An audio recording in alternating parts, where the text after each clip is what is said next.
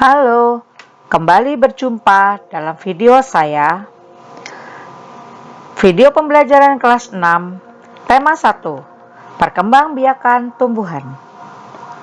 Dalam video ini, kita akan belajar tentang perkembangbiakan tumbuhan secara generatif, jenis-jenis penyerbukan, dan perantara penyerbukan. Perkembangbiakan tumbuhan secara generatif atau perkembangbiakan tumbuhan yang dilakukan secara perkawinan. Bunga yang dapat berkembang biak secara generatif mempunyai putik sebagai sel kelamin betina dan benang sari sebagai sel kelamin jantan. Perhatikan gambar bunga berikut ini. Bagian-bagian bunga: kepala putik, tangkai putik, kepala sari, tangkai sari, mahkota bunga, bakal biji, kelopak bunga, dan tangkai bunga. Bunga yang mempunyai bagian-bagian seperti ini biasa kita sebut dengan bunga sempurna.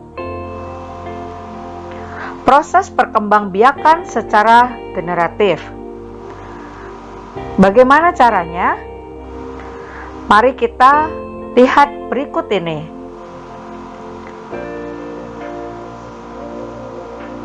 Proses perkembangbiakan secara generatif dimulai dengan penyerbukan.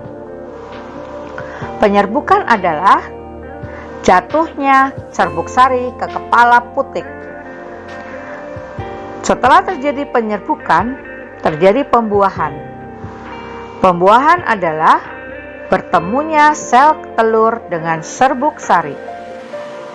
Dari pembuahan, kemudian biji dan buah berkembang. Biji tumbuh menjadi kecambah.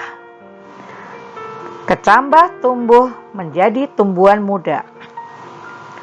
Tumbuhan muda menjadi tumbuhan dewasa.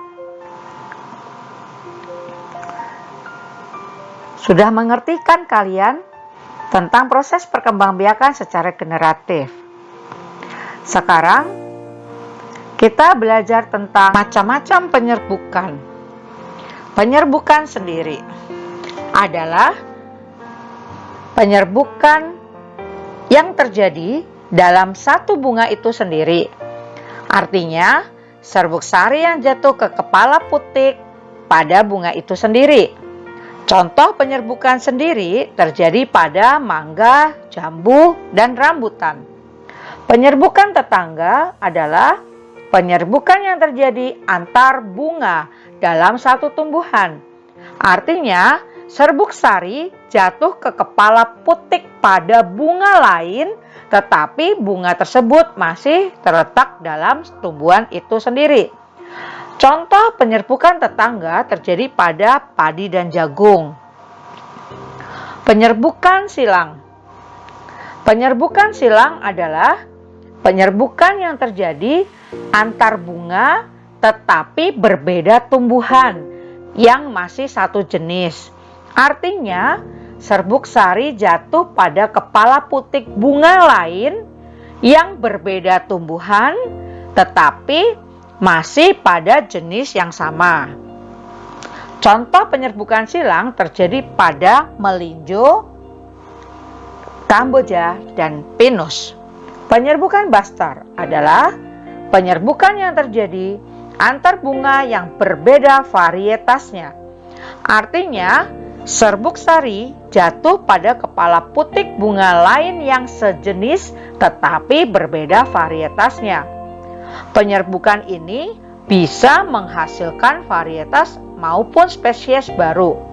Contoh penyerbukan bastar terjadi pada tumbuhan jambu biji warna putih dengan jambu biji warna merah. Sekarang kita belajar tentang perantara penyerbukan. Perantara penyerbukan dengan bantuan serangga atau hewan. Bisa dengan kupu-kupu atau lebah dan burung, dan juga bisa kelelawar. Ciri tumbuhan yang penyerbukannya dibantu oleh hewan atau serangga adalah memiliki aroma atau bau yang menarik, memiliki warna mahkota yang mencolok dan berukuran besar, memiliki nektar atau madu. Penyerbukan dengan bantuan manusia. Pada proses penyerbukan ini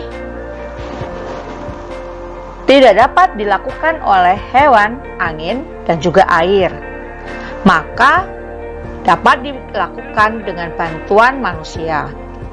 Misalnya, pada tumbuhan yang hanya memiliki bunga jantan saja atau bunga betina saja. Oleh karena itu, harus dibantu manusia untuk menempelkan serbuk sari pada kepala putik bunga tersebut. Contoh penyerbukan yang dibantu oleh manusia adalah penyerbukan pada salak dan vanili. Penyerbukan dengan bantuan angin memiliki ciri memiliki serbuk sari yang banyak dan ringan. Biasanya, tangkai sari berbentuk menjulang ke atas. Memiliki mahkota bunga yang berukuran kecil atau tidak memiliki sama sekali. Tidak menghasilkan nektar atau madu. Kepala putiknya berukuran besar dan berbulu. Contoh tanaman yang melakukan penyerbukan dengan bantuan angin adalah padi, jagung, tebu, dan kelapa sawit.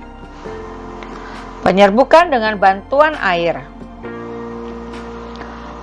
biasanya dilakukan oleh jenis tumbuhan yang hidup di air seperti ganggang. Aliran air maupun air hujan akan membawa serbuk sari sehingga menempel ke kepala putik. Demikian pembelajaran ke hari ini. Semoga bermanfaat bagi kita semua. Terima kasih. Sampai berjumpa di video selanjutnya.